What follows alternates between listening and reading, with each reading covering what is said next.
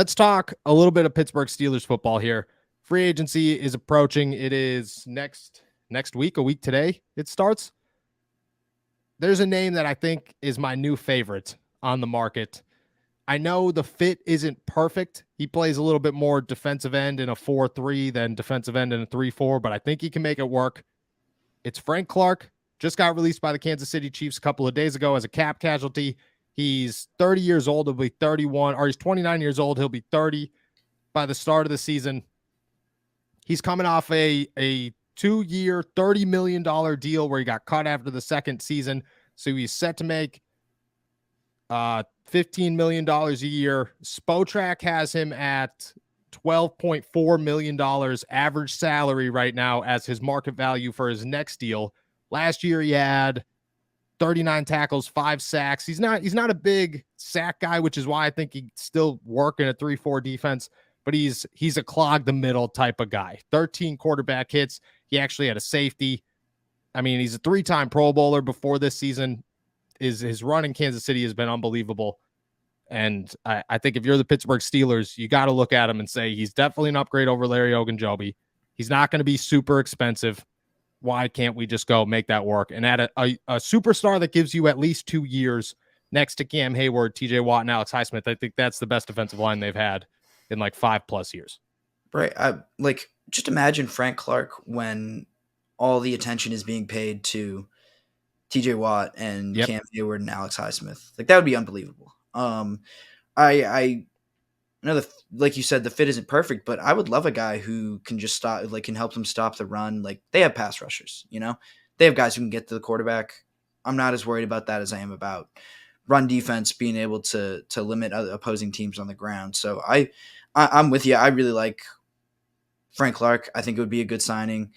What do you think you mentioned that Spotrac value estimation. Do you think, would you kind of take an over and under on that valuation?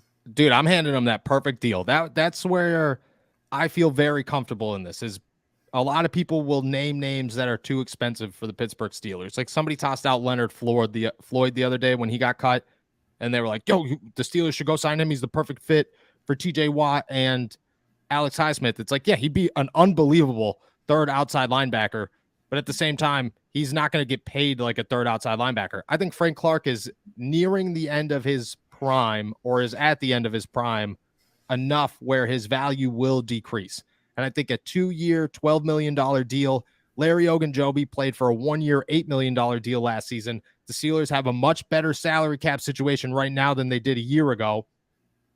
I think it's easy to say we'll spend $4 more million to go get somebody that we feel even more confident in than Larry Ogunjobi, who's the same age as Larry Ogunjobi, and who's coming off 4 phenomenal years in Kansas City, just won a Super Bowl. So he just won 2 Super Bowls in the last 3 years. So he knows how to win Super Bowls. I just think that it's such a good fit for the Steelers on that defensive line. There's a lot of positions that I think they should go young at. I think they should go young at inside linebacker. I think they should sign a starter next to Miles Jack for cheap, but I think they should draft an inside linebacker. I think they should draft a cornerback. I think they should re-sign Terrell Edmonds and not have to worry about that. The third edge rusher, I could see them going young there too if it's not for Bud Dupree. Defensive tackle, defensive end, I think is a spot where you get a big guy. If you get a guy like the dude out of Baylor, Siaka Ika, yeah, mm-hmm. You could plug him in the nose, and then you've Cam Hayward and Frank Clark next to him because you spent a little bit of money. I mean, that's unbelievable. That is the ideal defensive line situation for the Pittsburgh Steelers. Plus, that nose tackle is learning from Cam Hayward and Frank Clark. DeMarvin Leal is learning from Frank Clark. Isaiah Loudermilk is learning from Cam Hayward and Frank Clark. This is what you're looking for if you're the Pittsburgh Steelers. I'm paying him $12 million, 12.5, totally fine. Not even worrying about it. And I'm telling him, hey, look, we got a young team. I don't think you're going to get an option with as much upside on defense as you're going to get right now. And I'm sure his market will be high, but I don't know. I think if the Steelers could swoop in and grab him early, that is the perfect starting point to free agency. And I think he surpassed Bud Dupree for me as like the go get him if he's the top of the guy or the list and makes sense free agent signing for the Steelers. Yeah, absolutely. I would take him 10 times out of 10 over Bud Dupree if you're making me choose between those two. Um, yeah, it almost makes too much sense. Like you said, the market's going to be pretty crazy for him.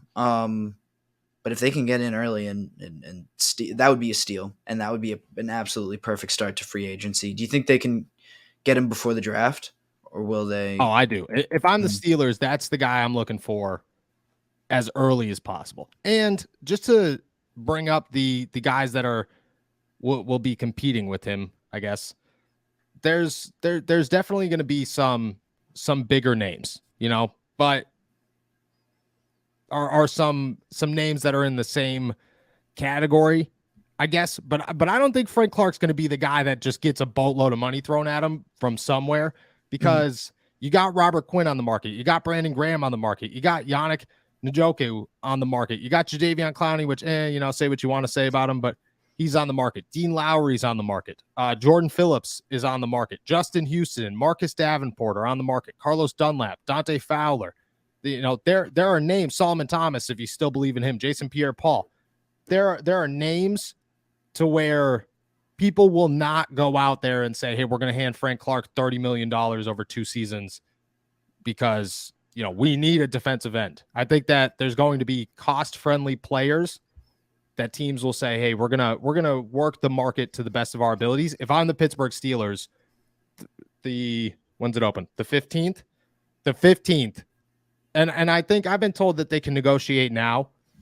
I don't really know how all that works, so we're just going to stick with the 15th. The 15th at whenever it starts, midnight or whatever, I'm offering Frank Clark. I'm saying, hey, look, man, like, I want you to have a deal that you feel comfortable in and that we feel comfortable in. Let's sign it right now. Let's get it over with. That legal negotiation period before that, he's the only guy I'm talking to outside of our own. I think it's if you're the Pittsburgh Steelers, you let this one slip up because you're going to re-sign Larry Ogunjobi. Larry Ogunjobi better be damn good this season, let me tell you. Because much better than he was this year. Yeah, exactly. Like, even if you're going to pay him $6 million this season, and you're going to look at it as a cost-friendly defensive end, I don't care. Like, it just doesn't make any sense to me. You could gain up to, I saw a breakdown where they could get like $40 million in available cap space. I'm sorry, but you could spend 12 of that on Frank Clark. You could spend 8 of that on Cam Sutton. You could spend 4 of that on Terrell Edmonds and 4 of that on DeMonte KZ. And then boom, and then 6 of it on an inside linebacker. And that's, $30 million. You still have $10 million sitting around to do whatever you want. And I'm sure they could come up with more money in any which way or form that they see fit, because that's what the salary cap is. It doesn't really exist. So I'm throwing $13 million at Frank Clark and saying, come on to Pittsburgh, have a great time with Cam. Let's go try to win a Super Bowl. Because in the next 2 years, if Kenny Pickett is what the Steelers want Kenny Pickett to be, the Steelers should be Super Bowl contenders. Not this season, but by the end of next season. Right? That's just, if you're a rookie quarterback, year 3 is when you should compete for a Super Bowl. Yeah, that makes, if you're a first round quarterback, I think that makes sense. Yeah. If they, like you said, if Kenny Pickett is who they hope they be, the Steelers he'll be that by year 3, but by 2 years from now. By the time Frank Clark is on that last year of that deal, they'll have a new injection of talent after this draft, after they add a bunch of guys. That makes a lot of sense to me. Yeah. I just think it's the fit. You got the offensive line. You're not worried about the offensive line. You're going to go draft a cornerback. That's not a secret anymore. You're going to go re-sign Terrell Edmonds or DeMonte KZ. Reports came out that they have mutual interest the other day. Just, it makes all the sense in the world. Frank Clark is my new guy. I'm feeling real good about it. We'll talk about more free agency on Monday as we prime the free agency, but I think that I'm going to start preaching. I'm going to start pushing. Just like the Brian Branch train, I'm on the Frank Clark train. I think I'm harder on the Frank Clark train than I was on the Brian Branch train, because the guy just makes too much sense. And he's been a game wrecker. Add game wreckers. Don't stop taking the short-handed route and saying, well, this is good enough. No, just go spend some money, make a little bit of a splash, but not too much of a splash. You have the cap space. Frank Clark will work out with everybody. I can't wait to talk about that. We'll talk about Bud Dupree and all the other free agents that the Steelers could sign on Monday.